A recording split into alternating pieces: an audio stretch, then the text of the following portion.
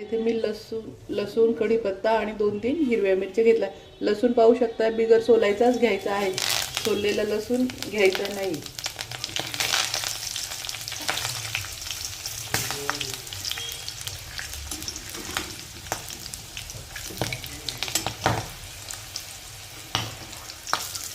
अशा पद्धतीने तळून घ्यायचं आहे।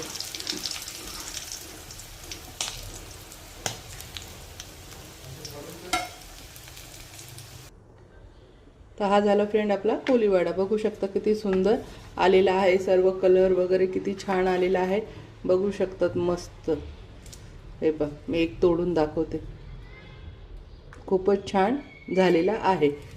तर कशी वाटली फ्रेंड माझी रेसिपी? आवडला असेल तर माझ्या चॅनलला लाईक करा, सबस्क्राईब करा आणि शेअर करा। मस्त खा आणि मस्त रहा। आणि एकदा अशा पद्धतीने कोलीवाडा बनवून पहा आणि कसा झाला मला कमेंटमध्ये नक्की सांगा।